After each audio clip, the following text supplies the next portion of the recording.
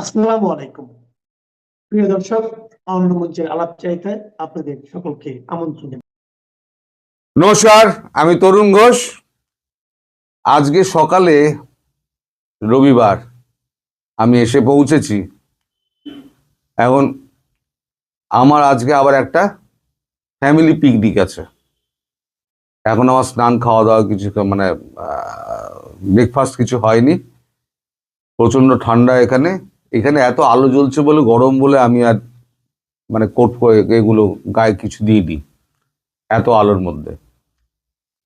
তো আমি গিজারটা চালিয়ে এসেছি, ততক্ষণে আমি একটা ছোট ভিডিও করে আমি আপলোড করে দিয়ে তারপরে আমি এখান থেকে আমি পিকনিকে জয়েন করব। এবার আসি মূল ঘটনা। দেখুন, পারিপার্শ্বিক হাজার ঘটনা ঘটেছে, সেগুলোকে আমি বাদ দিচ্ছি, ভিডিও অত লম্বা করে লাভ নেই, আপনারা যদি করবে। কিন্তু যেটা প্রাথমিক অংশ, যেখান থেকে না বললে পরে আপনারা পরবর্তী অংশটা বুঝতে পারবেন না, তাই সেখান থেকে আমি শুরু করছি। এটা হচ্ছে, আমি তো এখানে আপনাদের এখানে খুব বড় বড় বাতেলা করে গেছিলাম, রাজনাথ সিং আমার চেনেন, এই সকলটা দেখালে পরে তাহলে উনি চিনতে পারবেন, উনি হয়তো না করবেন না। কিন্তু যখন ওনার কাছে আমি গিয়ে পৌঁছালাম, কি খবর হ্যান ত্যান চাটা খাওয়ার পর যখন আমার উদ্দেশ্য জানতে চাইলেন, তখন উনি আমার কথা শোনা মাত্র উনি বললেন নো। মানে বললেন নো মিন্স নো, আর কোনো কথা নেই। তারপরে তো উনি লিখতে আরম্ভ করে দিলেন। আমি বুঝলাম যে এটা নির্দেশ হচ্ছে, এবার তুমি উঠে যাও। তা আমি আর কোনো কথা বললাম না। আমার ভেতরে ভেতরে প্রচন্ড ক্ষুব্ধ। এতদিনের পরিচয়, তুমি এক কথায় আমাকে নো বলে আমাকে করে দিচ্ছ, তার এখনো অনেক চাপ আছে, কি চাপ আছে তা তো আমি জানি না। আমি দরজাটি খুলে বেরিয়ে এসেছি, আর মনে মনে ভাবছি এবার তো আমি বাংলাদেশে প্রচুর লোকের গালি খাবো, কমেন্ট সহযোগে গালি খাবো, পিঠের চামড়া প্রায় ওঠানোর মতো উঠিয়ে দেবেন। কারণ আমি যে পোস্টটা করে গেছিলাম, সেখানে 90% আমাকে শুভেচ্ছা জানানো হয়েছে। 10% এমন উদ্গান্ডু আছে যারা বিভিন্ন রকমের প্রশ্ন করেছেন। তাদেরকে আমি বলি, তা আপনারা এই সমস্ত প্রশ্ন করেন না, আপনাদের মতো উদ্গান্ডু আমি খুব কম দেখেছি। আপনাদের মতো উদ্গান্ডু দেশে কিছু আছে বলে এই দেশটা পরাধীন হয়ে গিয়েছে, অন্য লোকে এসে দখল করে নিয়েছে। আপনারা কেবল পত্রবাজি করে যান। এই যে আপনারা কমেন্ট লেখেন না বিভিন্ন জায়গায় গিয়ে, পত্রবাজি বলে একে। আপনারা পত্রবাজি করে যান। আগেকার দিনে পায়রায় যেমন চিঠি পাঠাতো, আপনারা এরকম কমেন্ট পাঠান। নিজেদের কিছু করার ক্ষমতা নেই, হাওয়ায় তরবারি চালান আপনারা। তো যাই হোক, আমি 90% মানুষের জন্য করছি, আর বাকি যে 10% আছেন না, এখনই কেটে পড়ুন। কেউ নানান কথা বলেছেন, যাই হোক, আপনারা কমেন্টগুলো দেখে নেবেন। এখন আমি যখন করিডোর দিয়ে হাঁটছি, নর্থ ব্লকের করিডোর দিয়ে হাঁটছি, ব্যর্থ মনোরথ, কাঁধ প্রায় ঝুলে গেছে, মাথা নিচু, যে আমি প্রচুর গালি খাবো, প্রচুর গালি খাবো। তো তারপরে তো হঠাৎ যখন হাঁটছে অন্যমনস্কভাবে, তখন দেখি পিঠে একটা হাত।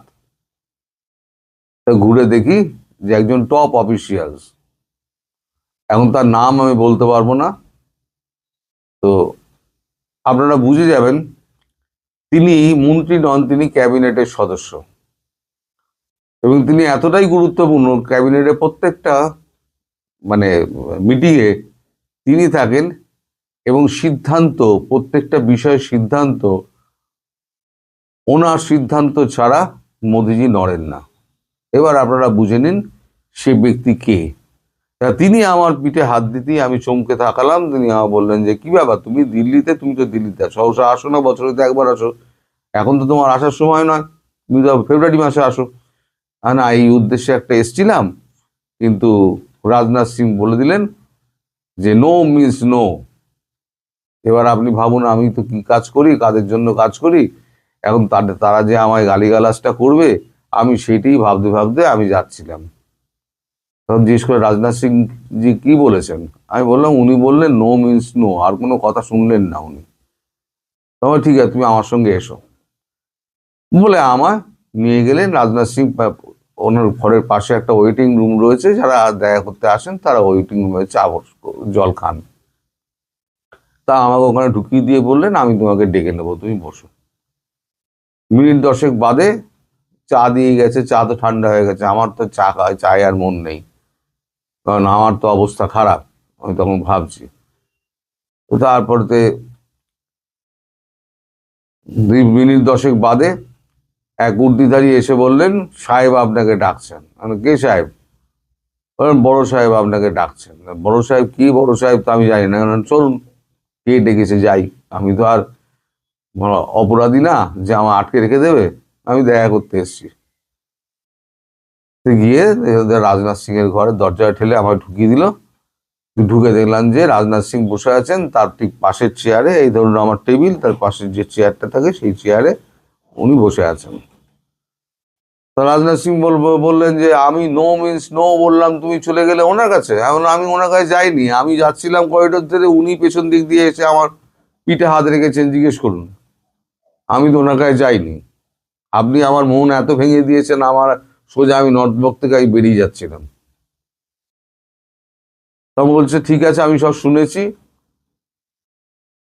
উনি ম্যাডামের সঙ্গে কথা বলেছেন, ম্যাডাম প্রাইম মিনিস্টারের সঙ্গে কথা বলেছেন, তিনি আপনার সঙ্গে দেখা করতে রাজি হয়েছেন, আপনার নাম শুনে, তোমার নাম শুনে উনি চিনেছেন। কতগুলো শর্ত আছে, মানে বলুন। আমাদের প্রথম হচ্ছে তুমি মোবাইল, তারপরে পেন, মানি ব্যাগ, রুমাল কিছু নিয়ে ঢুকতে পারবে না, কারণ উনি Z++ সিকিউরিটির মধ্যে রয়েছেন, আর যেখানে রয়েছেন তুমি জানো সেখানে এগুলো অ্যালাউ নয়। 2, কোনো পলিটিক্যাল প্রশ্ন তুমি করতে পারবে না। আমি বললাম এত চাপাচাপি কেন আপনারা করেন? তার মধ্যে দেখো এখানে অনেক মিডিয়া বসে আছে, ন্যাশনাল আছে, ইন্টারন্যাশনাল আছে। তোমার খবরটা যদি বেরোয় তাহলে পরে কিন্তু আমরা মুশকিলে পড়ে যাব। ফলে তুমি যে সাংবাদিক সেই পরিচয় তোমার থাকবে না, তুমি একটা কাভার নিয়ে যাবে। তাহলে কাভারের ব্যবস্থা করে কে করে দেবেন? তখন ওই পাশে উনি বললেন যে আমি করে দেবো, তোমার চিন্তা নেই, ওসব নিয়ে তুমি চিন্তা করো না, তুমি কাজটা হলে তুমি দেখো কি করতে পারো। তারপরে তো উনি আমায় বললেন যে, মানে যিনি টপ অফিসিয়াল তিনি আমায় বললেন কালকে 7টার সময় উনি উনি তোমাকে ডিনারে ডেকেছেন, 6টার সময় তুমি এখানে চলে আসবে, সেন্ট্রাল লাইব্রেরির গাড়ি থাকবে, সেন্ট্রাল লাইব্রেরির গাড়ি করে তুমি চলে যাবে। তো গতকালকে শনিবার দিন সন্ধ্যে 6টার সময় আমি গিয়ে যথারীতি সেন্ট্রাল লাইব্রেরির অফিসে গেলাম, নিচেই অফিস। ওখান দিয়ে একটা লম্বা চওড়া গাড়ি, একটা মার্সিডিজ বেঞ্জ একটা আমার দেওয়া হলো, এবং সঙ্গে আমার এই চোখের মনিটর নিজেগুলো বলেছিলাম ছবি টবি তুলে নিয়ে আমার একটা নীল পাস দিয়ে দেওয়া হলো। সেই গাড়ি 45 মিনিট ধরে হিন্দান এয়ারবেস, মানে গ্রেটার নয়ডাটা হচ্ছে উত্তরপ্রদেশের মধ্যে কিন্তু দিল্লির আন্ডারে। তো হিন্দান এয়ারবেসে গিয়ে পৌঁছানোর পর পিএসও, যিনি security officer, personal security officer, তিনি সমস্ত কিছু চেক টেক করলেন আমার। চেক টেক করে ওই যে মনে চোখের যে ছবি ছিল সেই ছবির সঙ্গে মেলালেন, মিলিয়ে বললেন আপনি কোত্থেকে এসছেন? আমি বললাম কলকাতা থেকে এসেছি। কি কাজ? না আপনাকে বলবো কেন, সে তো আমি তো প্রতিরক্ষা মন্ত্রীকে বলেছি। তা প্রতিরক্ষার মন্ত্রীকে তাহলে জিজ্ঞেস করবো, আপনি জিজ্ঞেস করছেন আমায় কি কাজ, তারপরে আপনি ঢুকতে দেবেন? না না, আমি সে কথা বলিনি, আমি জিজ্ঞেস করছি না আপনি কি কাজে এসছেন, সেটা আপনার দেখার দরকার নেই, আপনার কর্তব্য আপনি করে আমাকে ছাড়ুন, আর কি করতে হবে আমাকে বলুন। এবার কিছু করতে হবে না, এবার আপনি ওগুলো জমা দিন, জমা দিয়ে আপনাকে যে নির্দেশগুলো দিয়েছে সেই নির্দেশগুলো আপনি পালন করবেন বলে একটি সেনা অফিসারকে ডাকলেন। তিনি একটি জিপ নিয়ে আমাকে ভেতর দিয়ে নিয়ে চলে গেলেন ইন্ডিয়ান এয়ারবেসের ভেতরে। অনেকটা যাওয়ার পর একটা বাংলো মতো এলো, তিনি একটা দরজায় ঢোকালেন, ঢুকিয়ে একজনের হাতে আমার সঁপে দিলেন। তিনি এবার একটার পর একটা দরজা, একটার পর একটা দরজা ঢুকিয়ে তারপরে গোটা 4 দরজার পরে একটা হল গিয়ে পৌঁছলো। হলটা পেরোলে পরে একটা দরজাটা খুললেই দেখলাম যে একটা ড্রয়িং রুম বিশাল, সেখানে একটা রাজকীয় সোফায় রাজকীয়ভাবে বসে আছেন আপনাদের প্রধানমন্ত্রী শেখ হাসিনা। আমি ঢোকা মাত্র দরজাটা ঠাকাস করে বন্ধ হয়ে গেল। তারপর তা আমি নমস্কার করলাম, উনি সালাম করলেন। সালাম করার পরেতে উনি আমাকে বললেন যে, আপনি তরুণ ঘোষ? আমি বললাম হ্যাঁ। আপনার আমি ছবি দেখেছি, কিন্তু সামনাসামনি তো আপনাকে মানে অতটা লাগে না। মানে আমি কি বললাম, আমি কি বয়স্ক লাগে নাকি কম বয়স লাগে? বললো কম বয়স লাগে। এখন ও আচ্ছা ঠিক আছে, এখন আমার বোধ হয় বুড়ো লাগে। বললো না না, আপনি যথেষ্ট ইয়ং। তারপরে তো দেখুন, আপনার দেশের একটা প্রধানমন্ত্রী, অত বড় মানুষ, আর আমি একটা ক্ষুদ্র মানুষ, একটা আমার মধ্যে শেকিনেস থাকবে, খুব স্বাভাবিক। আমার স্বাভাবিকতা ছিল না। উনি সেটা বুঝতে পেরেছেন। এত প্রখর বুদ্ধিমতী মহিলা আমি খুব কম দেখেছি। আর ওই রকম মানে হিউমার একটা মানুষের, ওইরকম হিউমার, মানুষকে সহজ করে নিতে পারা, হাসি ঠাট্টার মাধ্যমে গল্প করার এই। তো যাই হোক, উনি আমাকে পাশে বসতে বললেন। বসতে বলে তারপরেতে আমার পরিবারের সমস্ত খবর নিলেন। বাড়িতে কে কে আছে, আমি কোথায় থাকি, কি করতাম, কতদিন আমি সাংবাদিকতা করেছি, তো হঠাৎ কেন বাংলাদেশ নিয়ে পড়লাম, আমি এই সমস্ত কিছু ওনাকে বললাম। দেখলাম আস্তে আস্তে আমিও সহজ হয়েছি। তারপরেতে উনি চা মানে ওইটা দিয়ে গেল, চা উনি খেলেন, আমাকেও চা দিলেন, আমিও চা খেলাম। তারপরেতে ঠিক 7টার সময় ডিনার এলো। আমি তো কথা বলতে পারছি না, মানে আমি তো ভেতরে ভেতরে আমার প্রশ্ন অনেক রয়েছে, আমি তো মানে প্রশ্ন করতে পারছি না। আমি জানি না উনি উত্তর দেবেন কিনা, তাও আমি জানি না। এবার খাবারে যেটা ছিল সেটা হচ্ছে ভাত, ডাল, বেগুন ভাজা এবং বেগুন দিয়ে ইলিশ মাছের ঝোল, সঙ্গে মিষ্টি, মানে সন্দেশ 4 প্রকারের, দই, মিষ্টি, আইসক্রিম, হ্যান ত্যান এই সমস্ত রয়েছে। তা আমি তো অল্প খাই, উনিও দেখলাম খুব অল্প, স্বল্পাহারী। উনি খুব অল্প খেলেন। খাওয়ার পর আমরা দুজনে সোফায় বসলাম। এবারেতে উনি আমায় বললেন যে, আপনি কি জন্য এসছেন? আমরা দেখুন, আমার মনে তো অনেক প্রশ্ন আছে, কিন্তু আমাকে এমবার্গো দিয়ে দেওয়া হয়েছে যে কোনো পলিটিক্যাল প্রশ্ন আমি করব না। সুতরাং আমি তো আপনাকে কোনো প্রশ্ন করতে পারবো না। এবার আপনি যদি আমায় কিছু বলেন, তাহলে পরে তার পরিপ্রেক্ষিতে আমি কিছু পাল্টা প্রশ্ন করতে পারি। মানে আমি আগে জিজ্ঞেস করে নিয়েছিলাম, নিরামিষ প্রশ্ন কি চলবে? রাজনাথ সিংকে জিজ্ঞেস করেছিলাম। আমিষ প্রশ্ন করলাম না, নিরামিষ প্রশ্ন কি করা যাবে? তখন সঙ্গের যিনি কর্তা ছিলেন তিনি বললেন যে, বুঝে করো, যা করবে তুমি দায়িত্ববান লোক, বুঝে করো। হ্যাঁ ঠিক আছে। তা আমার যে কাভারটা ছিল সেটা হচ্ছে সেন্ট্রাল আইভির কাভার ছিল। তার মধ্যে আবার দুজনে এসে চেক করে গিয়েছেন, সেন্ট্রাল আইভির কাভারটা চেক করে গিয়েছেন।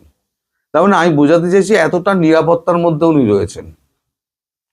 কথাটা শুরু হলো, উনি বললেন বাংলাদেশের অবস্থা জানো? আমি গত দুদিনের আমি কিছু জানি না, আমি দিল্লি আসার পর থেকে বাংলাদেশের অবস্থা কিছু জানি না। উনি বললেন মেট্রো রেলটা বন্ধ হয়ে গেছে। তাই নাকি? বলে হ্যাঁ, এই তো সবে শুরু। মেট্রো রেলটা বন্ধ হয়ে গেছে, এবার দেখবে মেট্রো রেলের সব যন্ত্রপাতি চুরি আর হতে শুরু করবে, কারণ একই জায়গায় দাঁড়িয়ে আছে তো, লোক চলছে না, এর চুরি হতে শুরু করবে। তারপর মেট্রো রেল লাইনগুলো খুলে নিয়ে যাবে, আমার সোনার বাংলাটা ধ্বংস করে দেবে এরা। তো আমি কথার পরিপ্রেক্ষিতে আমি জিজ্ঞেস করলাম, তাহলে আপনি তো ফিরবেন বলছেন, কবে ফিরবেন? তাহলে সোনার বাংলা তো আপনার ঠিক করতে হবে। উনি বললেন হ্যাঁ, আমি তো ফিরবো খুব শিগগিরই।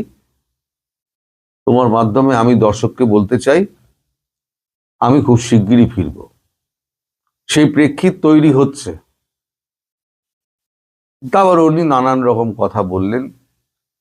এর মধ্যে আমি একটা প্রশ্ন করেছিলাম, এটা নিরামিষের পর্যায়েই পড়ে,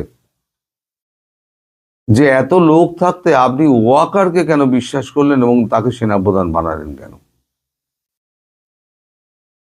যখন ওর ব্যাপারে যখন ভারত সরকার এত আপত্তি জানিয়েছিল, সেই সময় আপনি সেনাপ্রধান করলেন কেন? উনি বললেন একটা চাপ ছিল। কারণ প্রধানমন্ত্রীর উপরে কি চাপ থাকতে পারে যাতে আপনাকে বাধ্য হয়ে সেনাপ্রধান করতে হলো? বলো ওটা আপনি এখন বুঝবেন না, ওটা আপনাকে আমি পরে বলবো। পরে আর কবে দেখা হবে আমি জানি না, আদৌ দেখা হবে কিনা তাও আমি জানি না।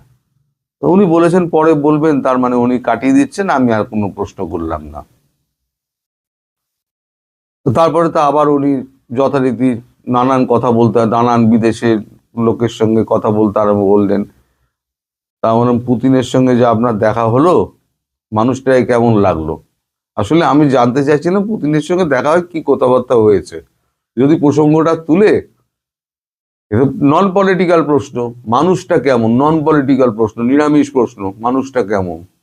বলেন অত্যন্ত ভালো মানুষ এবং সাহায্যের হাত বাড়িয়ে রয়েছেন বাংলাদেশকে ব্রিক্সে নেওয়ার ব্যাপারে।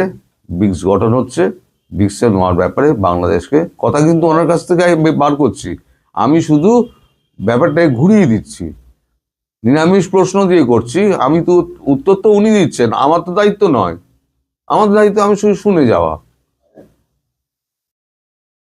তাই বললাম, বুঝলাম যে ভালো মতো ব্যাপারটা ভালো মতোই এগোচ্ছে, এটুকু বোঝার বুদ্ধি আমার আছে। এবার আবার ঢুকতে হবে আমেরিকায়। তা আমি তখন জিজ্ঞেস করলাম, যে ঘুরিয়ে জিজ্ঞেস করলাম যে আপনার তো মানে এখন তো মতামতটা এখন তো পাল্টে গেছে, এখন তো আপনি আর আমেরিকাকে আর দোষারোপ করেন না, আমি দেখলাম কাগজে এবং আমি এটাকে ভিডিও করেছিলাম। মানে হ্যাঁ, ওই ভিডিও আমি দেখেছি। এখন আমেরিকার ছিল না আমি এটা বলেছি, কিন্তু সিআইএ ছিল। আমি বলেছি মার্কিন যুক্তরাষ্ট্র এর পেছনে ছিল না, সিআইএ ছিল। না, কিন্তু আপনি তো এক সময় বলেছেন যে আমেরিকা এর পেছনে ছিল। কূটনীতি এমন জিনিস না, কূটনীতি এক জায়গায় দাঁড়িয়ে থাকে না, কূটনীতি একটা চলমান বিষয়, প্রতিদিন কূটনীতি পাল্টাচ্ছে। আর কূটনীতি যদি না পাল্টায় তাহলে পরে অর্থনীতি পাল্টাবে না, বিদেশ নীতি পাল্টাবে না, সব একটার সঙ্গে একটা জড়িত। হ্যাঁ, সে আমি জানি, কিছুটা বুঝি। আপনাদের মতো আমরা পলিটিশিয়ান না হলেও আপনি এত বড় দেশ চালিয়ে আপনি যে জিনিস শিখেছেন, আমি তো আর ইউটিউব করে তো শিখতে পারবো না। আমি সাংবাদিকতার মাধ্যমে যতটুকু শিখেছি তাতে আমার এইটুকু মনে হয়েছে যে সব কটার সঙ্গে জড়িত। তারপরে আমি বললাম যে আপনি কবে দেশে ফেরার করছেন, আশা করছেন? তখন উনি বললেন আমি খুব শিগগিরই দেশে ফিরছি। আমি আর একটা কথা ওনাকে জিজ্ঞেস করেছিলাম, এটাও নিরামিষ, যে একটা কথা আমার কানে আসছে যে আওয়ামী লীগের কিছু নেতা কর্মীরা নাকি এখানে খুব অসহায় অবস্থার মধ্যে রয়েছেন এবং তাদেরকে নাকি ভারতবর্ষে ধরে ধরে জেলে পাঠিয়ে দিচ্ছে অথবা কুকুরের মতন এই গুলি করে মারছে। এটা কতটা সত্য? আপনি তো এখানে আছেন। হলো সম্পূর্ণ মিথ্যে কথা। এগুলো একটা অংশ, বিরোধীদের একটা অংশ এগুলো রটানোর চেষ্টা করছে। আমার দেশের মানুষের যখন, আওয়ামী লীগের মানুষের যখন মনোবল ভেঙে মানে তুঙ্গে উঠছে, সেই সময় সেই মনোবলকে ভেঙে দেওয়ার জন্য তখন এই জিনিসগুলো হচ্ছে। তখন আমি জানি না যে হাদির এই ঘটনা ঘটেছে, তখনও আমি জানি না। মানে জানলে পরে আমি হয়তো জিজ্ঞেস করতাম, কিন্তু আমি মানে আমার একজন বলেছিল, সেই সময় তো আমি এত নার্ভাস হয়ে গেছিলাম না, সত্যি কথা বলতে কি আমি এত নার্ভাস হয়ে গেছিলাম যে আমার মাথা থেকে ওই প্রশ্নটা বেরিয়ে গিয়েছে। ফলে এই যে একটা নতুন রাজনীতির একটা নতুন মোড়, যেটা আমি বলেছিলাম যে এটা আমাদের এখন বসে খেলা দেখার সময় গ্যালারিতে, সেই খেলা দেখার সময় নিজেই বলেছিলাম, কিন্তু যখন ওনার সঙ্গে দেখা হলো তখন আমি ঘাবড়ে গিয়ে এই প্রশ্নটাই করতে ভুলে গিয়েছি যে খেলাটা তো শুরু হয়ে গেছে। তা আরো অনেক কথা উনি বলেছেন যেগুলো আমি বলতে পারবো না, খুব স্বাভাবিকভাবে, কারণ এই ভিডিওটা মনিটরিং হবে, ওনাদের কাছে যাবে, ওনারা দেখবেন। নিরামিষ যেগুলো ব্যাপার আমি বলে দিলাম, কিন্তু যেগুলো আমিষ ব্যাপার সেগুলো তো আমি আপনাদের বলতে পারবো না, কারণ তাহলে আমাকে ব্যান করে দেবে, হয়তো আমার ইউটিউবটাই চলে যাবে, এটাও হতে পারে। কারণ আমি যদি তাদের কথা না মানি, কারণ আমি ভারতে বাস করি, ভারত সরকারের যদি কথা আমি না মানি তাহলে পরে আমার প্রতি কিন্তু মানে খাড়া নেমে আসবে।